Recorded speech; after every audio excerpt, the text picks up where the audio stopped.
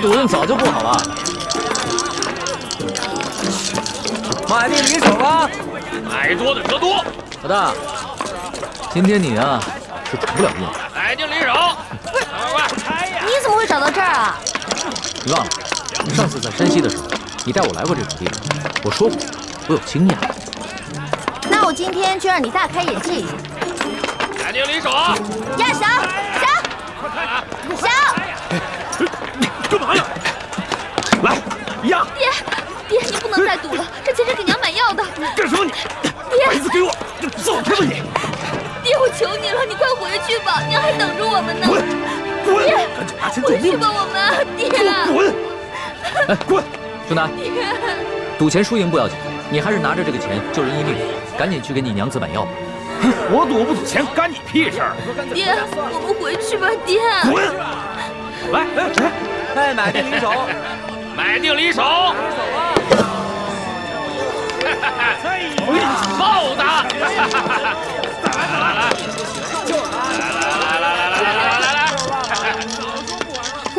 老大，我就说吧，你的运气不好啊。我就说我刚才赌的时候，我眼皮子一直在跳。要走你自己走。原来是你这个没心来了。别拉我说老大，这赌桌上的赢才是最重要的，你哪能怪这怪那呀？你要是有本事，就赢一把给我看看。还有没有老虎买的？不发威，你当我是病猫呢？定离手了啊！快！小，哎，赌大了吧，别一直小。你老大还是我老大？你是老大。小，来，大家都下了啊！我告诉你，要不你就在这规规矩矩的闭上你的嘴，要不你赶紧给我滚，别在这给我丢人现眼。老三，还压不压？哎呀，等，呀，压你的钱呢？不是你没钱玩什么呀？没钱赶紧走啊！没钱回家。没钱就走人，快走！没钱就赶紧走，别人同位置，回去。快走吧！回去吧，爹。我拿我闺女莲香押50两，行不行？啊！你居然拿你的亲生女儿做赌注，你这个做爹的也太狠心了吧！你又算什么东西？还管我？你不好大贼，你不好赌，你来赌啥让？主子再玩会儿。我算是明白了，这是个扫把星。大爷，我没空陪你玩，别当爷的道。贾老板，50两，50两。这里没人把你当皇上，你看，不光我把你当贼星，还有别人把你当贼星。现在把我当贼星，不一会儿就有人把我当救星。愿赌服输，来，好，既然如此，大还是小？小。哎，买定离手了。大事人现眼，压什么闺女？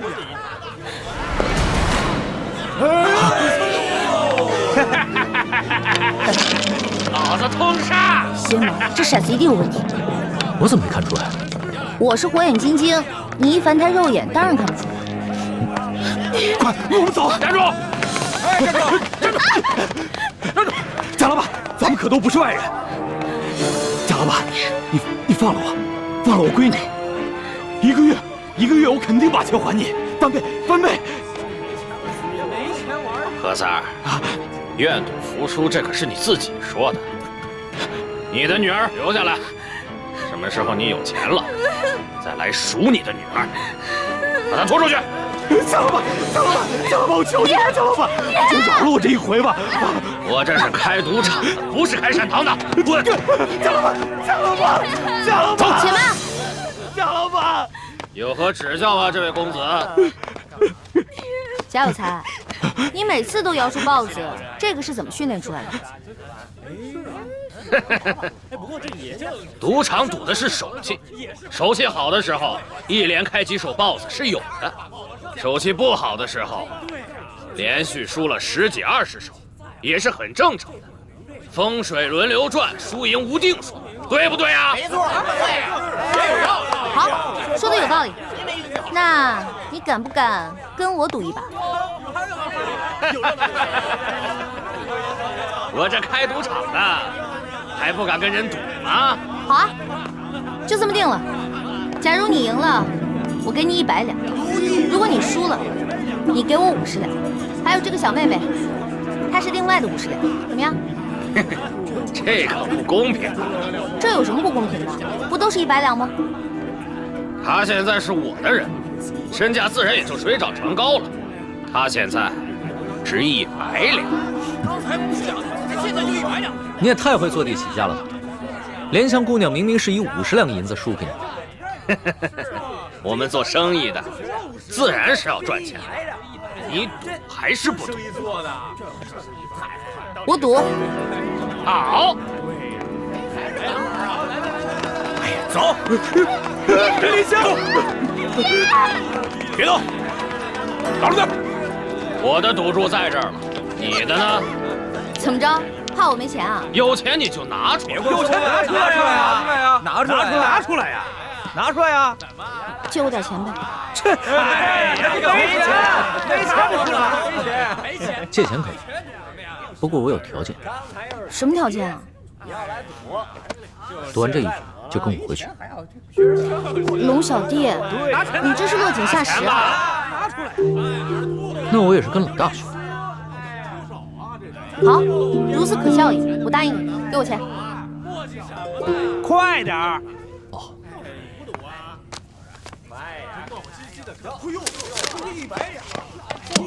这是我的赌注。100两，100两，哎，等一下，我要先检查一下骰子。哼，检查就检查，我这儿从来不弄虚作假。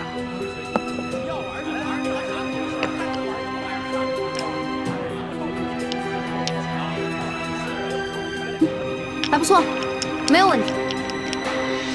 天灵灵，地灵灵，老天祝我这次一定要赢，一定要赢！啊，这管用吗？这个？对呀。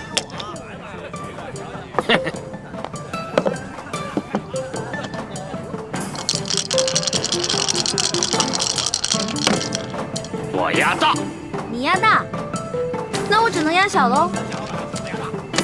小，我也压。买定离手。等一下。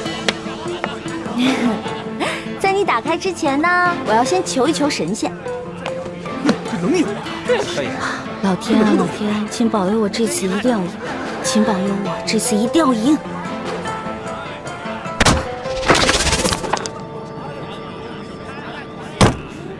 好了，你开吧。不许看。哼，大。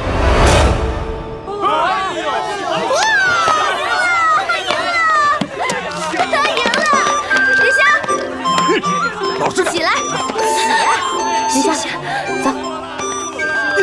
你们放开！林香，这100两你先拿着，回去给你娘看病。谢谢。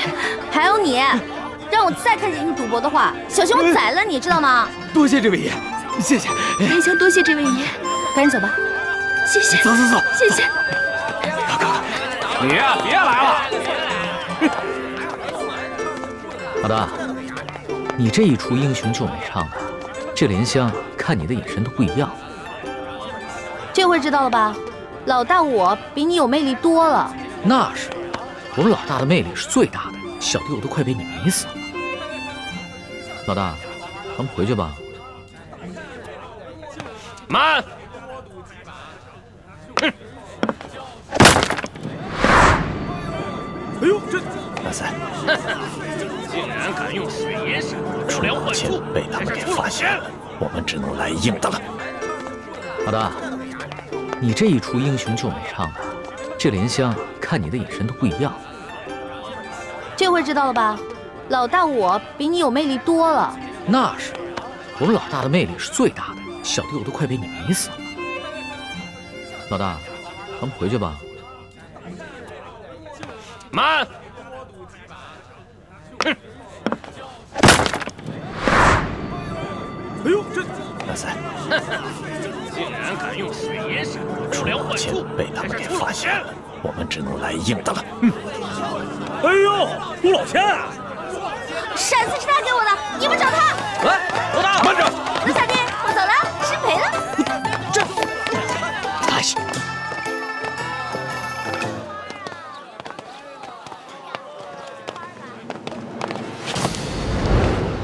哎，对不起，对不起，你没事吧？没事吧？哎呦，我就说嘛，小叫花子敢偷我钱是吧？接过去。大哥，我求求你了，你就饶了我吧！我这兄弟们都饿得慌，才万般无奈做出这种勾当。大哥，我错了还不行吗？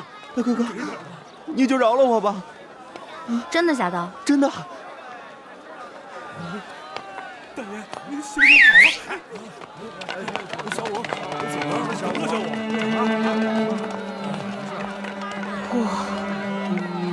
我们都是流落在京城附近的灾民，已经好多日子没有吃过一顿饱饭。对呀，是啊，快饿死了！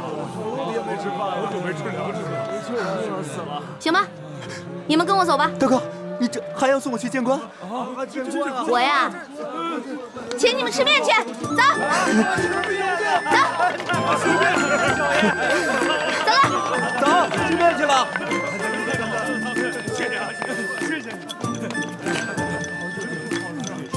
慢点，还有呢，慢点吃啊，不着急啊。大哥哥，你真好。哎，可惜我身上没什么钱了，不然的话，我请你们去对面这家酒楼吃饭了。哎，对了，你叫什么名字啊？哦，我姓武，家里排行老六，叫我小武吧。小六也行。小武，我姓易，你以后叫我易大哥就行啊。小武代表兄弟们，多谢易大哥。哎，大家都别客气，从此以后啊，咱们就是兄弟了。快坐，快坐。您慢走，您慢走。好吃。哎，这位小爷在这儿摆阔呢，请这些叫花子们吃面。你是谁啊？跟你有什么关系吗？哎呀，大哥哥，这个老板姓钱，叫富贵，他呀平时最喜欢摆阔气，怎么样？以戏弄穷人为乐。最近啊，城里来了好些灾民，他就作为肉包子施舍，是吗？但是得跪下磕头叫他声爹，叫我一声他才能给一个。前几日他还想戏弄我们，被我们给骂回去了。没想到这不在这儿贺年大哥哥请我们吃面，他心里啊自然看着不舒服。哎呀，这一碗面能顶几个时辰？上我家酒楼，天天有热包子施舍。小五，你知道规矩，叫你们兄弟跪下给我磕个头，叫我声爹啊！钱副官，我们这些叫花子，膝下也是有黄金的，我们宁可沿街乞讨，也不可能跟你下跪。哎呦呵，叫我们这么多人给你做儿子，你也不怕折了寿？哎，说得好，说得好啊！贫贱不能移，威武不能屈，我就喜欢你这样的。哎哥，我和你也是一见如故，以后啊，要是有用得着我的地方，尽管来找我。当然了，咱们以后就是兄弟了，你知道吗？我平时啊最看不起那种有几个臭钱就觉得自己了不起的奸商。你说谁奸商？哎，谁听着耳朵刺耳，谁就是奸商啊！我说你了吗？听着刺耳吗？那你就是奸商呗！哎，大家看啊，他这是不打自招了。你从哪个犄角旮旯里钻出来的？奸商！敢到太岁头上动土？你看他那样。老大，老大，老大，终于找到你了。你这个小弟大人怎么又找来了？你在这儿请全城的叫花子吃面，一下就传开了，我听到就过来。你来也没用，你又不是叫花子，我不会请你。哎，你怎么这么没良心啊？你惹了祸，我帮你摆平了，你现在过河就拆桥，面都不请我吃一碗。没钱啊，没钱怎么请你啊？那我请你吃面总行了吧？行，不过你得到对面的酒楼请我。没问题。当然你不光请我，你得把我这些兄弟都带上。没问题，这么点人还能吃穷？兄弟们，他请咱们吃饭了，走了，走。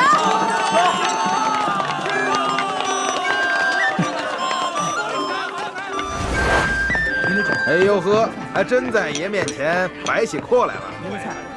你以为这城里就你有钱啊？我告诉你啊，把你酒店里好吃好喝的都给我拿出来，让我的兄弟们吃饱喝足，知道吗？好酒好菜倒是有，本酒楼的规矩可不跟外边的小面馆一样，先看一下口袋里的银子够不够，别吃完饭不够付钱的。哎，我我说你眼睛是不是瞎了？我小弟这身打扮像是那种吃了饭不给钱的人吗？这可不好说。我们这酒楼开了那么多年，见的人也多了，这装模作样过来骗吃骗喝的，可不是没有。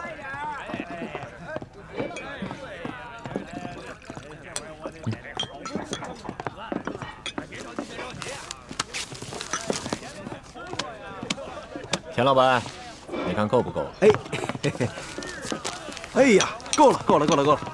小二，来上菜。好嘞，好嘞。陈老板，听说你长期施舍肉包子给穷人，但是有一个条件，就是要让他们跪下来喊你一声爹。啊，我是生意人，又不是这些穷人的爹娘，我每天给他们包子吃，救他们的性命。难道不是他们的再生爹娘？龙小弟，这种人别跟他讲道理，直接比谁钱多最有效。老大说的对，钱老板，哎，那我就跟你比一比谁的钱多。要是你的钱没我多，不管你以后行不行善，若是要行善，就不能提任何条件，也不能以欺负穷人为乐。我不止这一家酒楼。这城里所有的酒楼，还有珠宝行，都是我们钱家的产业。头头，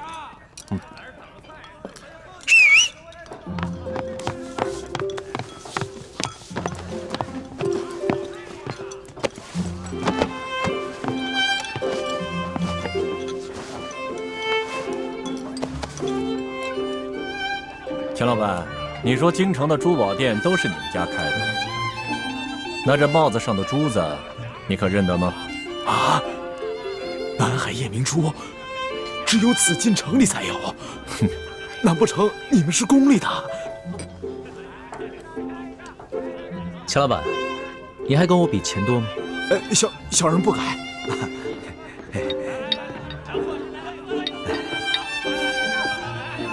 钱老板，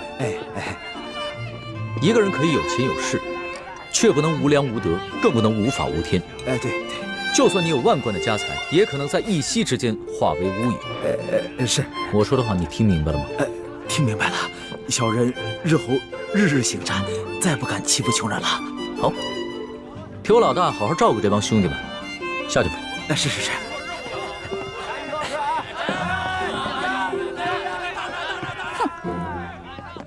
谢谢你啊，龙小弟，没想到一出来竟遇上这些恼人之事。那现在摆完阔了，等会儿请你的兄弟们吃完饭，可以跟我回去了吧？不行，我还想再玩几天。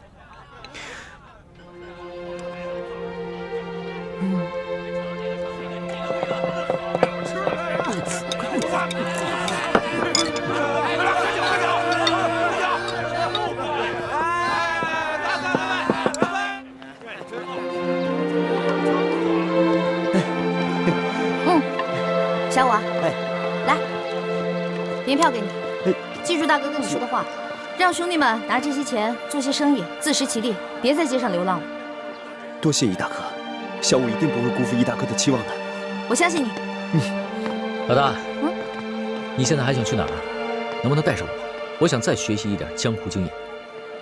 江湖经验啊，行啊，那我现在就教你一些真正的江湖经验。小五，走，让开，走开，走开！大龙小弟，谢谢你的宴请啊。下面呢，让你见识一下我兄弟的莲花阵。不是，走远点，走了，速度！对不住了，兄弟，刚才啊，易大哥悄悄捎话给我说，一定要让我帮他逃走，免得你们追他回家，让他去陪伴一个全天下他最讨厌的朋友。对不住了，兄弟。退后，让开！柱子，咱们还是回府吧。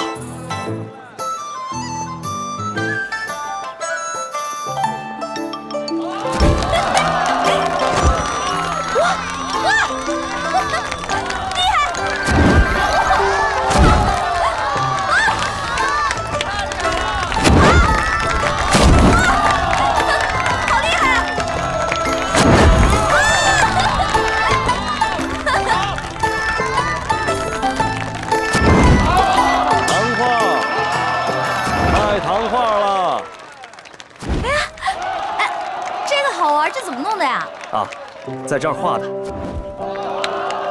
好看。糖画。这是糖画啊。谢谢啊。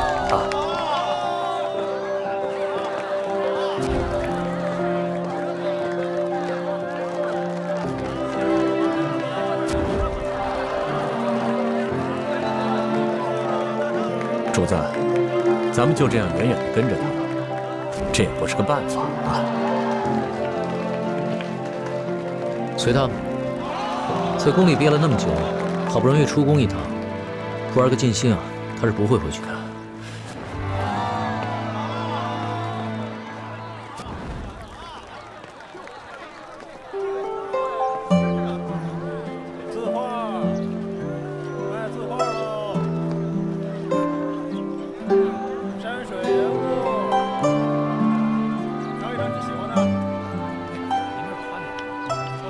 老板，这个我买了。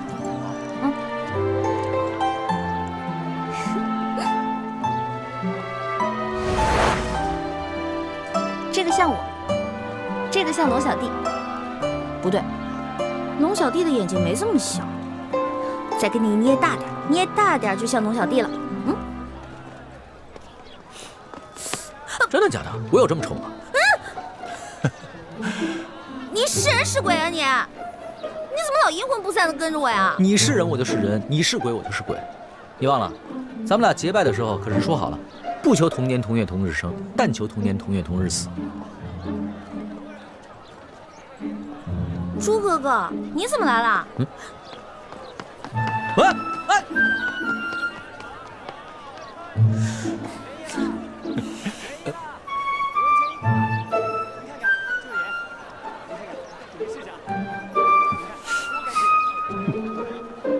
诸位客官，今天可是青楼大会，请进，请进。全城最美貌的女人都在呢，有眼光。是的，哎，真的，小哥，进去玩玩吧。今天全城最美貌的女人都来了。啊，不去不去，你不进去多可惜呀！来都来了，不用。看到好玩的，我包你满意。不满意，你啐我这老脸。来吧。哎呀，来吧！哎呀，进去吧！走。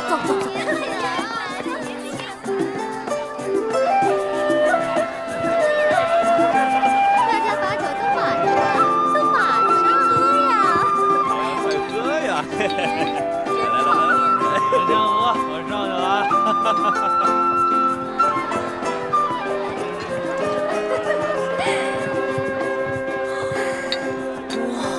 来，客官，客官，我跟你说呀，我们万花楼的姑娘那是我跟你说，待会儿你一定要好好的听话，别总是一副哭丧，知道吗？莲香嘛，客官你，莲香，恩公救我！怎么回事？恩公，我爹把你给的钱又输光了，然后100两帮我卖到了杏花楼。喂，怎么，你们认识啊？能不能把他放了？你说什么？放了他？你是不是开玩笑啊？他是我花了100两银子买回来，代表我们杏花楼来万花楼选花魁的。我要放了他，谁来代表我们杏花楼扬名赚钱呢？那你要多少钱才能把他放了？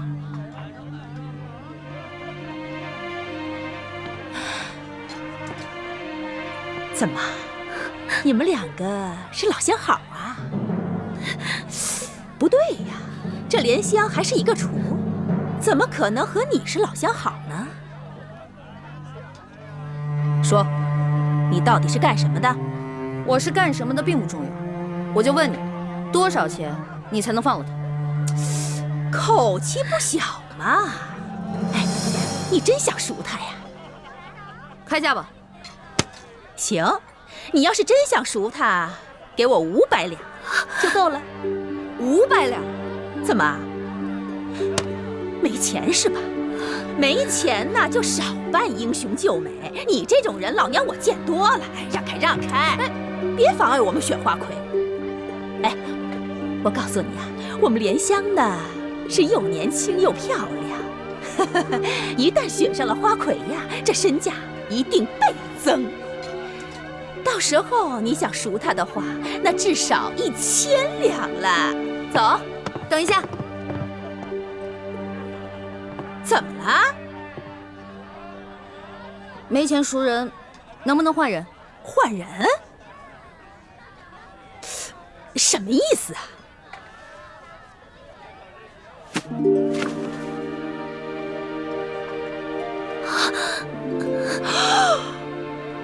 用我换他。我这做了一辈子的生意呀，我差点走了眼了我。没想到你也是个厨啊，还是一个比莲香更美貌的厨。好，你要换他是吧？我答应你。你是女的，姐姐你还是走吧，我不能再连累你了。别说话，莲香，我一定要把你救出来。我们走吧。你这个人呀，太神秘了，我可得小心一点。这万一你中途要是跑了怎么办呢？我可以放他，不过啊，是在你帮我选了花魁之后，我再放了他。好，一言为定。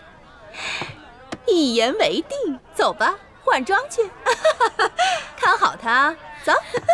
姐姐，姐姐，来呀！刚刚易欢是在这个地方消失的，也没什么别的路了，肯定是进这万花楼了。主子，今天晚上奴才要带你去这种地方，那老祖宗知道了，非打奴才一顿不可。此事你不说我不说，老祖宗怎么会知道呢？可是，行了，别啰嗦，进去。哎呀，是，守着点啊，别动啊！都在这好好等着，热络。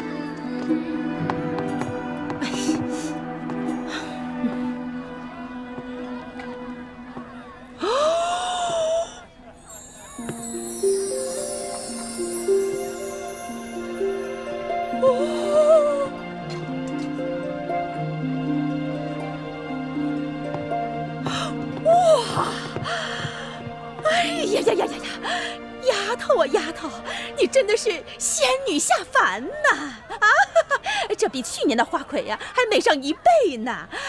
我跟你说，待会儿一定要给妈妈长脸，一定要把12花楼的花魁给我拿下来。但是妈妈，我能不能先把脑袋上这花给摘了？这花太多了，我戴着难受。不行。那个。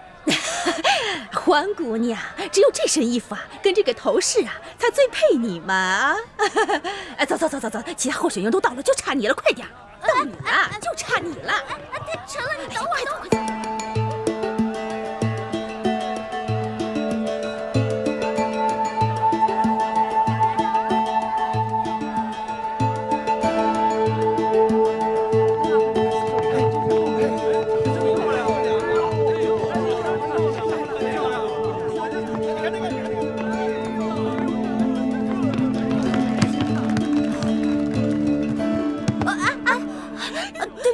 你是哪个花楼的姑娘？会不会走路啊？对不起啊。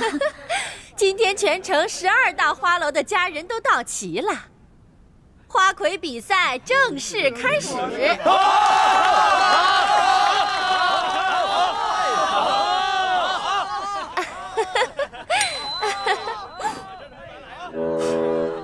主子，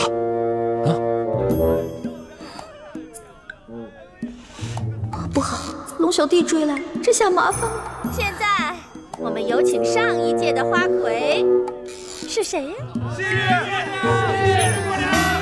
西域姑娘出场。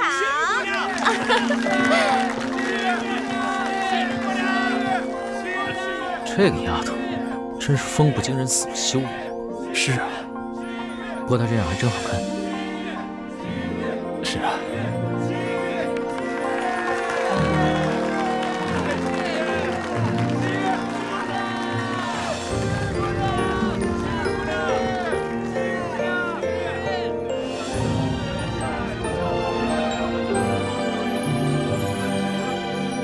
各位客官，如果您中意我们哪位姑娘，便可以从那里拿一朵鲜花放进那位姑娘的花篮里。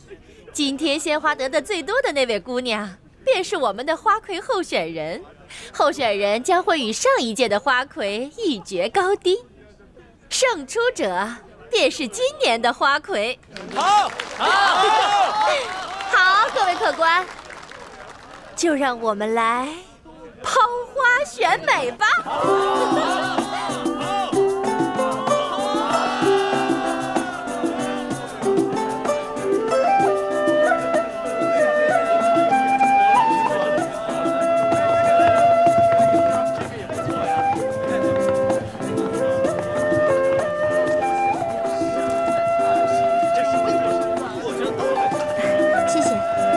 谢谢你的花，谢谢，谢谢你的花，谢谢，谢谢你的花，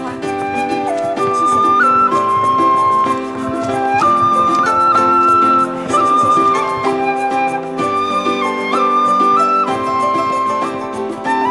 哎呀，甜有玉，谢谢，谢谢，谢谢。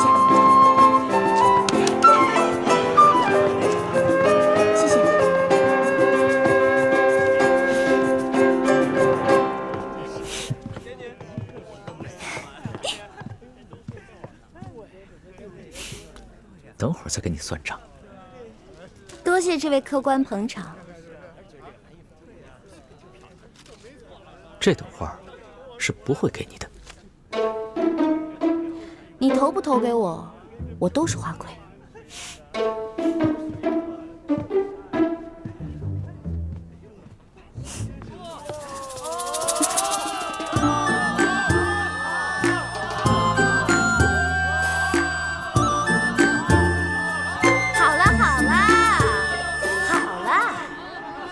各位客官，经过激烈的抛花选美，结果是……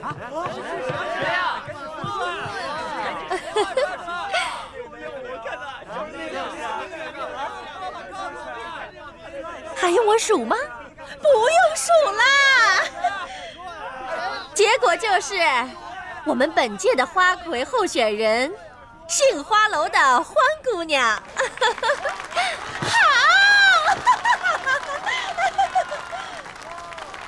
现在由上一届的花魁西域姑娘与本届的候选人欢姑娘进行歌舞比试，谁得的鲜花最多，谁就是本届万花楼的花魁。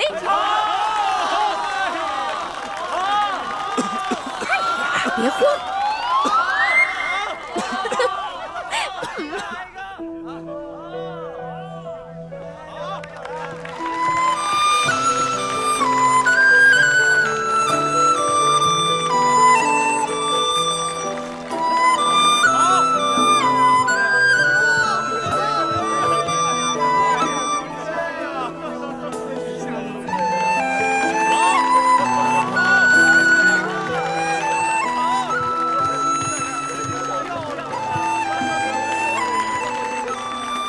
这位客官，可否借一下你的宝剑？你又想干啥？要你管，借不借？如果你要是不借的话，那我就去找别的客官借了。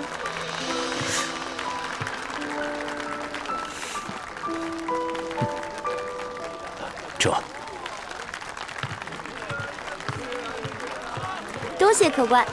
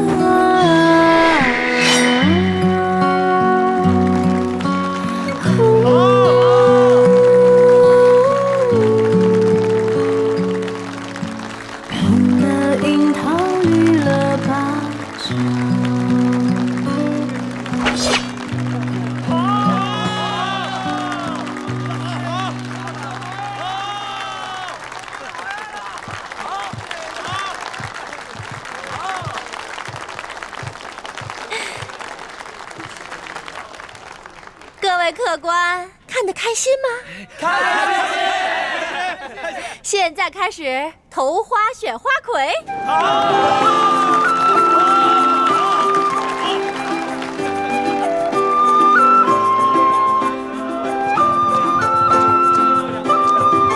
别着急，一个一个来。谢谢。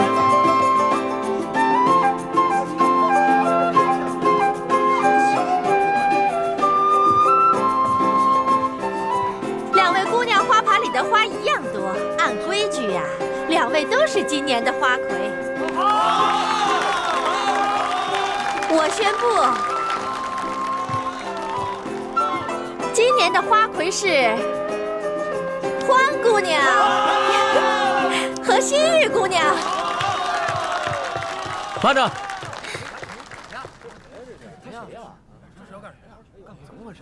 我这儿还有一朵花没投呢。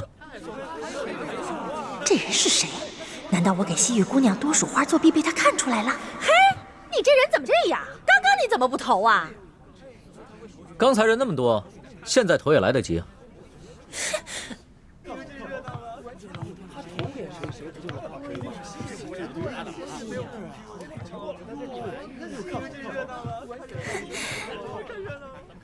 那你这花儿打算投给谁呀？花儿，你今天真的很美。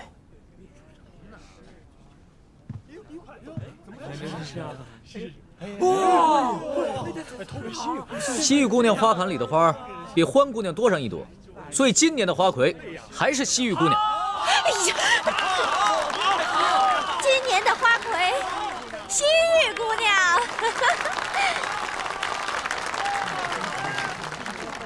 错，欢姑娘也是今年的花魁。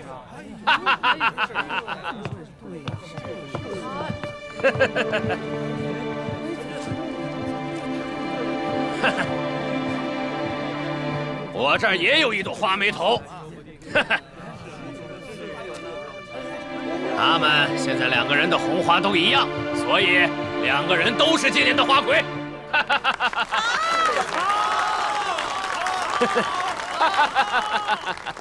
对对对，我跟大家说啊，今年的花魁呀，是我们杏花楼的欢姑娘。王妈妈，我出3000两，包下欢姑娘的初夜。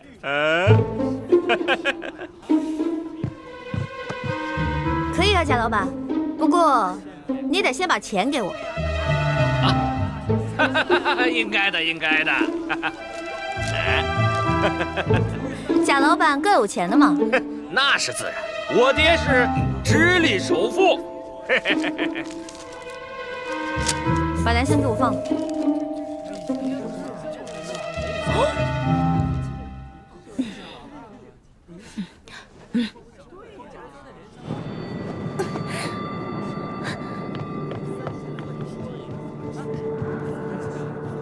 姐姐，你为了我已经受了不少委屈了，这些人他们都不是好人，你不要管我，你还是走吧。兰香，姐姐已经帮你赎身了，你拿着这些钱离开你的赌鬼爹爹，跟你娘去个好地方过日子吧。可是我……哎，不许再说了，如果你再说的话，姐姐该生气了。快走吧，走啊！您真是有眼光啊！原来你忙活了这么久，就是为了救这个莲香姑娘。不然呢？你以为我得了失心疯啊？那现在你可以跟我回去了吗？欢姑娘，咱们走吧。去哪儿啊？自然是去我们该去的地方，做我们该做的事情。春宵一刻值千金呐！好啊！别过来！别过来！欢姑娘，你这是干什么呀？贾老板，您可真是贵人多忘事啊！之前在您的赌坊，我就赢了您100两银子，今天又让您破费了3000两，真是不好意思啊！原来大闹我赌坊的那个臭小子，竟然是你这个丫头！我是女人，照样可以要你的命。都别过来！再过来我就杀了他！都别过来！别过来！走。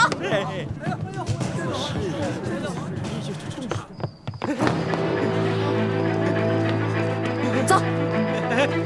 有话好好说啊！你们别过来啊！别过来！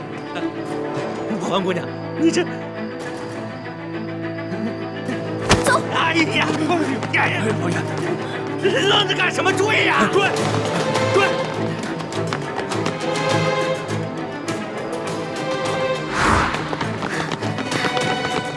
站住！追！站住！站住！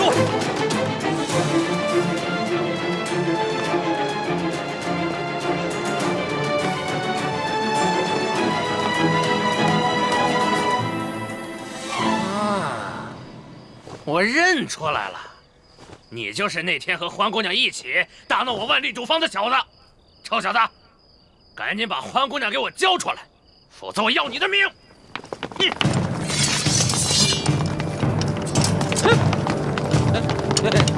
各位官爷，是不是搞错了？我可是直隶首富的儿子，我叔叔是京城的二品大员，该抓的是他们啊！该抓的是他们。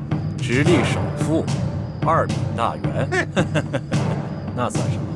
我们家主子可是全国第一首富，这大清朝的第一大官儿。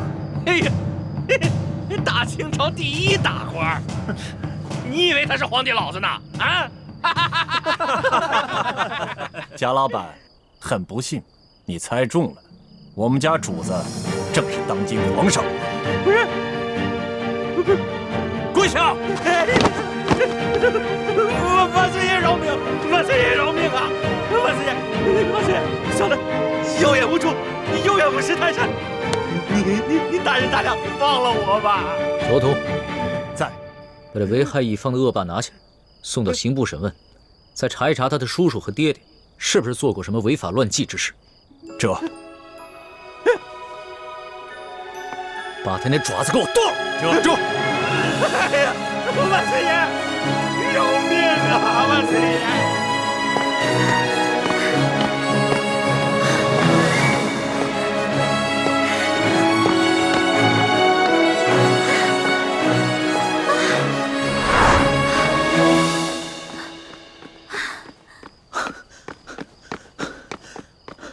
老大，别再跑了！出宫这么多天，你还没玩够啊？你别过来啊！你要是再过来的话，我还是会逃的，你根本就追不上我。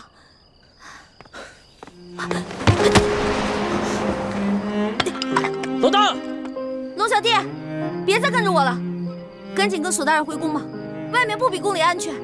老大，你真的舍得离我而去，从此再也不见我了吗？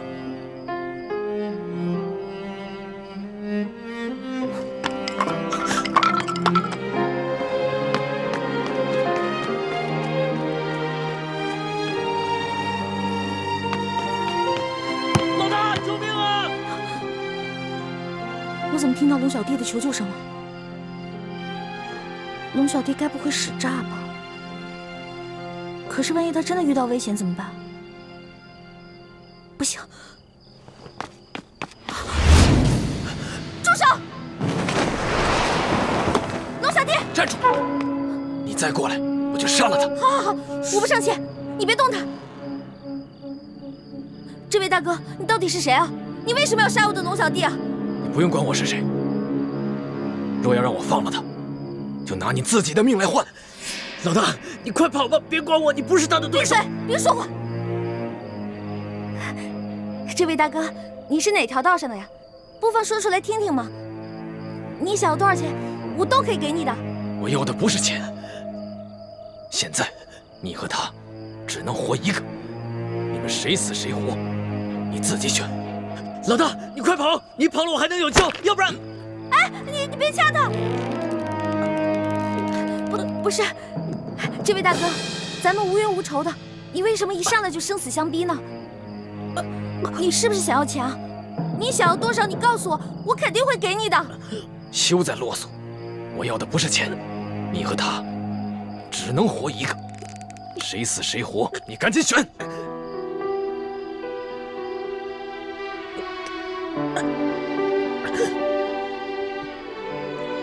我没办法选。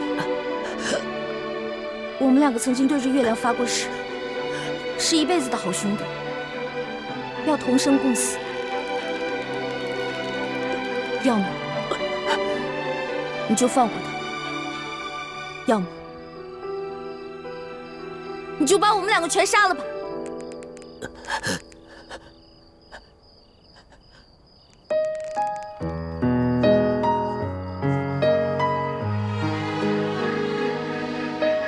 你真的愿意和他一起死？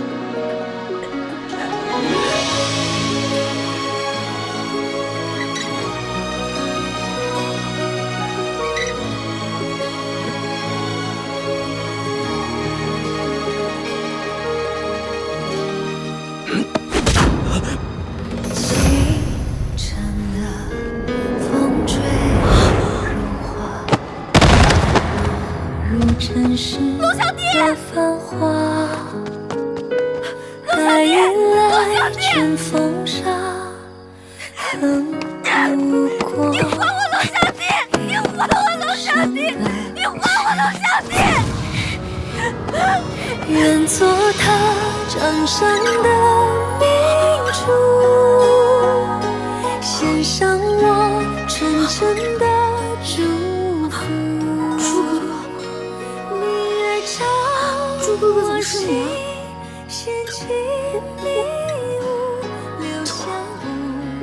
你不打了？对不起啊，朱哥哥，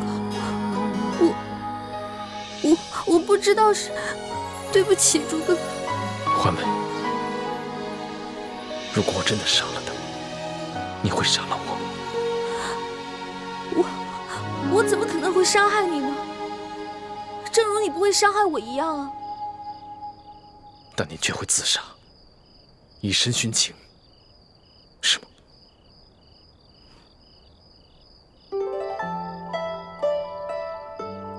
你想听我说实话吗？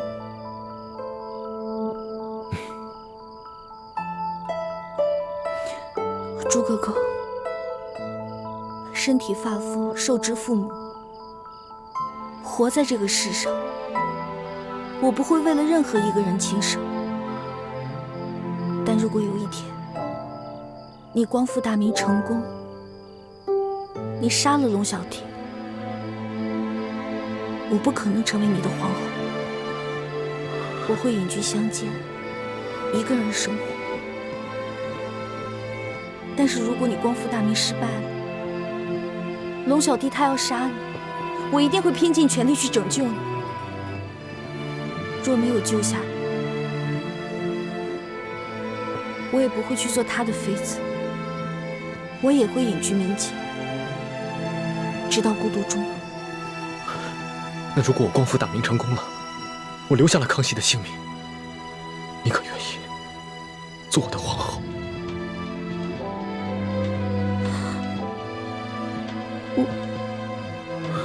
算了，我不逼你了，我不想看你为难的样子。如果那个时候光复大明真的成功了，我也听凭你的意愿，绝不勉强。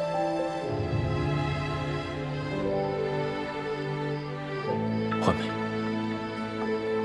你这次出走是不想夹在我跟康熙之间，左右为难，是吗？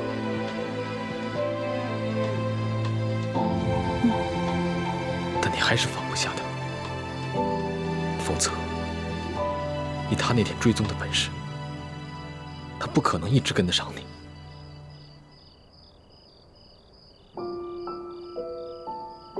你怎么知道他追踪？难道你也一路在跟着我？你这次出走，大家都很担心你。对不起，朱哥哥，我错了。别说了，听我的话，赶紧回去吧。我答应你，如果我光复大明成功了，我不杀康熙，至于到那个时候，你还愿不愿意嫁给我，都听凭你的本心，我绝不勉强你。但是，如果我光复大明失败了，我被他杀了，我对你只有一个要求。什么要求？我不想看到你一个人孤独终老。如果那个时候，康熙还愿意不计前嫌接受你，你就放下一切过往，从了他。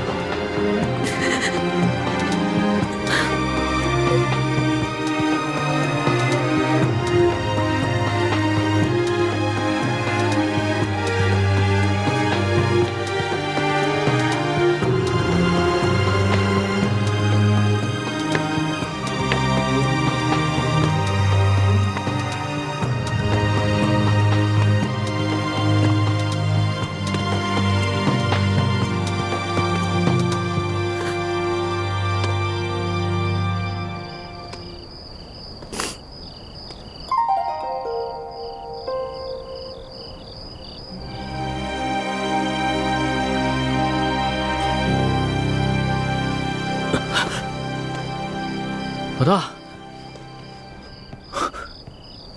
我们还活着吗？还是都死了？俗话说得好啊，好人命不长，坏人活千年。你怎么可能那么容易死啊？我有点晕，你先让我躺一会儿。起开，别再装了啊！不是，哎，老大，谁救了我们呀？谁救了你？当然是老大我了。不可能吧？那个黑衣人的武功，你根本就比不上。我在他手底下，最多也就过3招，你最多10招了。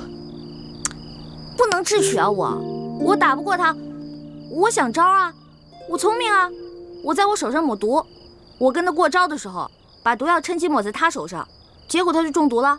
所以啊，他为了换取解药，就把我们2个放了。现在指不定在哪个地方运功排毒呢。要这么说的话，我就信了。论你这旁门外道，我老大绝对是天下第一。老大，你又救了我一回，你要怎么感谢你啊？别缠着我就行，我就谢天谢地了。你还没玩够啊？老大，我知道你是觉得我听信了宫里的谣言，所以才生我的气，是不是？我保证，我以后再也不听信谣言了。真的？真的，我不仅是你的龙小弟，我还是真龙天子，金口玉言的。那我也不想再回到那个大鸟笼子里了。你不回是吧？你不回，别怪我赖账啊。赖什么账啊？在山西的时候，我可是欠了你一大笔账。我的利息可高了，你还得起吗？老大，你可不要趁火打劫啊！趁火打劫？全天下哪有你这个皇上厉害？大明内乱，你们大清趁机占领了大明的整个江山，老百姓刚刚经历了战乱，想过上几天好日子，可你们呢？朝中权贵搞起了圈地，各地的官吏设置了各种关卡，变相的收取各种赋税，你们这才叫做趁火打劫，一本万利的勾当呢！我怎么了？我说错了吗？我说的都是实话。龙小弟啊，其实这就是我要的利息。你要记得曾经答应过我的那些话：消除贵族特权，割除积弊，整顿吏治，让全天下的老百姓过上好日子。好，我答应你，这个利息我一定还。你就不想监督着我把这笔账给还了？皇上果然是天底下最无赖的人。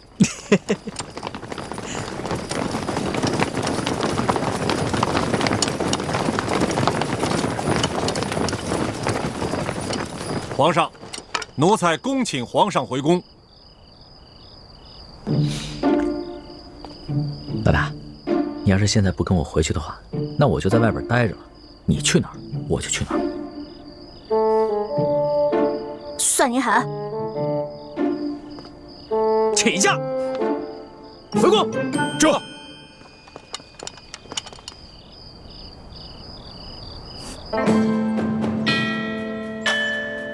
皇上回宫了。回太皇太后，皇上啊是昨儿夜里回来的。哦，你这个李大总管的差事当的是越发的好了。太皇太后，不知奴才做错了什么事，还请太皇太后明示。如今这皇上迷着李易欢迷成这个样子，你竟是守口如瓶，一字不吭啊！太皇太后恕罪，皇上其实早就知道奴才是太皇太后派在他身边的眼线，所以有很多事情都不让奴才知道。你用不着拿皇上来当挡箭牌。其实呢，哀家早就告诉过你，皇上的大小事情你要第一时间禀告哀家。可是你是怎么做的啊？你这眼里头还有我这太皇太后吗？太皇太后息怒，您可是冤枉死奴才了。奴才没有办好差事，任凭太皇太后责罚。可是奴才对太皇太后那是一片忠心呐。行了，起来吧。谢太皇太后。也是啊，你夹在哀家和皇上的中间，有些差呀，你也不好办。皇上啊，他是越来越不像话了。为了一个来历不明的野丫头，九五之尊不顾，安危体面全然不顾。你说，怎么这么随根儿啊？你听好了啊，这宫中，哀家绝不允许再出现一个董鄂妃。这，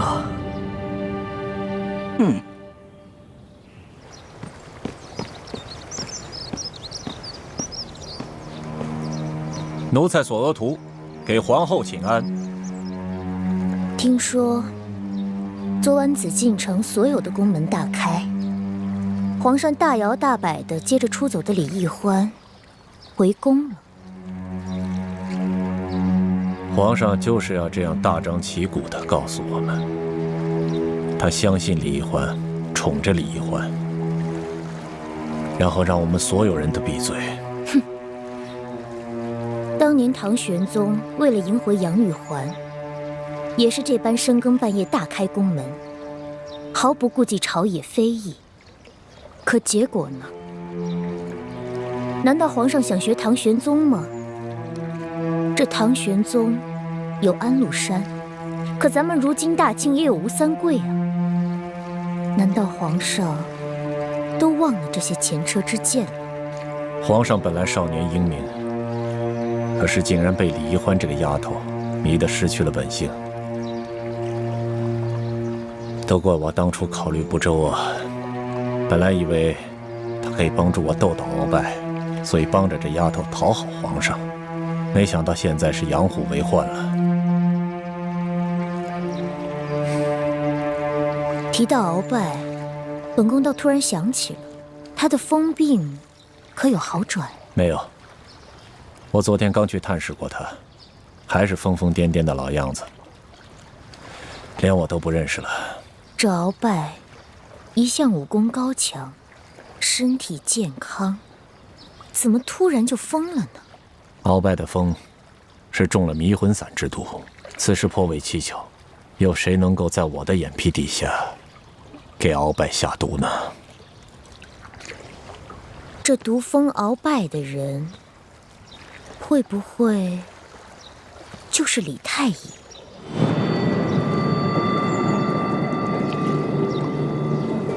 我也一直有此怀疑，只是苦无证据，所以现在也不敢声张。我派了最得力的人去追查他和李易欢的真实来历，可是现在还没有什么眉目。这鳌拜已经被皇上圈禁了大半年了，他的党羽也被皇上清除的差不多了，所以就算是他现在清醒过来，对我们赫舍李氏一族也形成不了什么威胁了。所以我现在敬访良医，尽快的把鳌拜之清醒过来。如此甚好。若鳌拜能够早日清醒，也能早日交出这明珠谷的奸细，我们也能早些证实这李氏兄妹的奸细身份。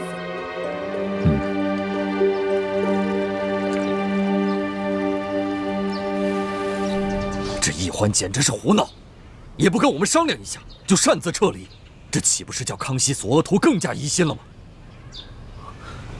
义父，其实易欢此次离宫出走，事先和我商量过的。他是想刺激康熙，让康熙不要怀疑他，相信他。如今康熙好不容易把他找回去，越发珍惜他了。易欢的良苦用心，总算是没有白费。易欢居然有这样的心机了，这孩子以前可不是这么会算计的。也许他在宫中待了这大半年，让他成长了不少啊。眼下清廷跟吴三桂还没有正式的翻脸，就算他们真的开战了，我们也需要大量的军情。其实一直以来，我们都想要在清廷里安插自己的眼线，可经过这么多年的努力，都未能进入核心。这一次，你跟易欢阴差阳错的就潜伏在康熙的身边，这真是我们的意外之喜啊，也是天不亡我大明的征兆。所以你们必须要排除万难，继续潜伏在紫禁城内。我明白，我定会忍辱负重完成任务，不负各位师长所望。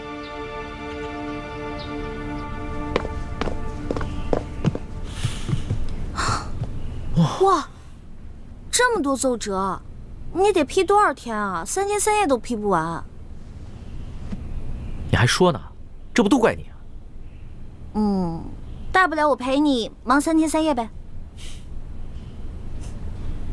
老大，这次真要是不出宫追你的话，你是不是真的就再也不回来了？为什么呀？你就真的那么狠得下心，永远的离开朕？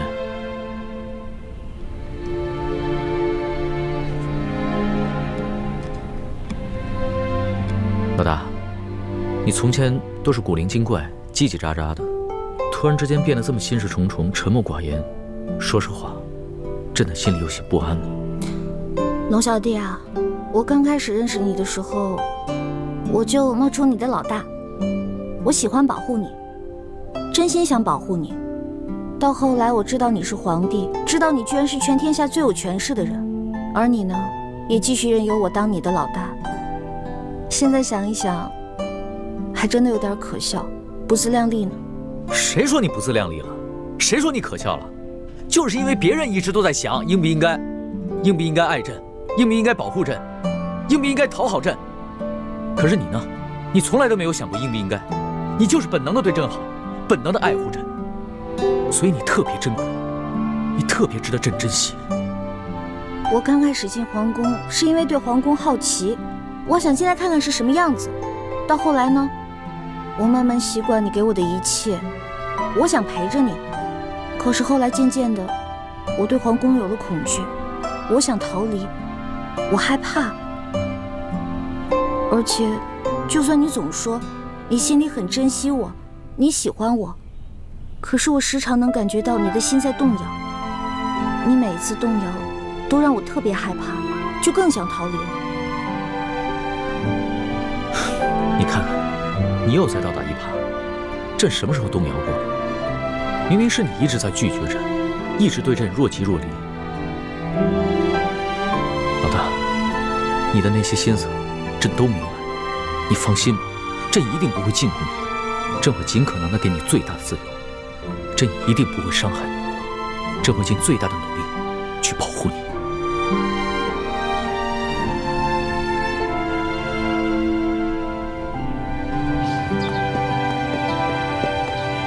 石树姑娘，你不是都已经走了吗？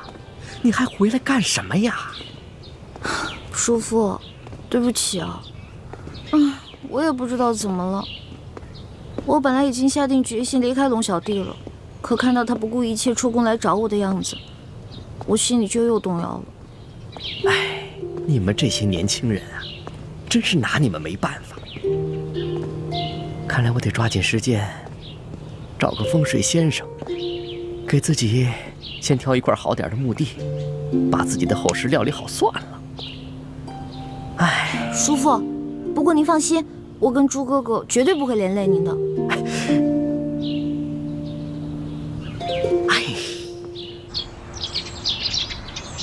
那鳌拜的病情怎么样了？回太皇太后的话，奴才已经安排人全力的在救治鳌拜了，可他的病情始终是不见好转呢。这可麻烦了，他一手打造的情报网，难道就这么一直瘫痪下去了吗？当初可是你负责监管鳌拜的呀，他是在你的眼皮底下被人毒疯的呀，而你又查不出这下毒的人，又迟迟治不好他的病。索陀，在，哀家可知道，鳌拜可是你最痛恨的对手啊，你可不能因私害公啊！太皇太后，您真的是冤枉奴才了。奴才虽然和鳌拜一直有些不和，可绝对不会因私害公，公报私仇啊。这其实毒害鳌拜之人，奴才一直有一个怀疑的对象，可因为苦无证据，所以不敢说出来。哀家信你，你但说无妨。多谢太皇太后。其实奴才监管鳌拜府邸的时候，这李太医却可以凭着皇上的密诏，自由地进出鳌拜府邸。如此大事，你为什么一直隐瞒着不报？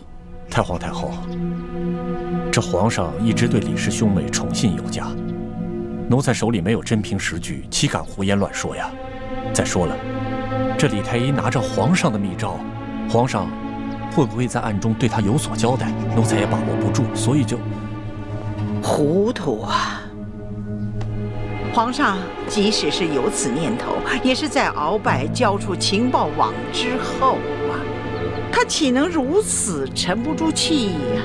对，是奴才一时糊涂了。传言说李氏兄妹是反清联盟的奸细，鳌拜要是真的是被李太医毒疯的，那他兄妹二人的身份就更可疑了。索陀，奴才在，你一定要继续的想办法，全力的医治好鳌拜。奴才谨遵太皇太后懿旨。起来吧。这。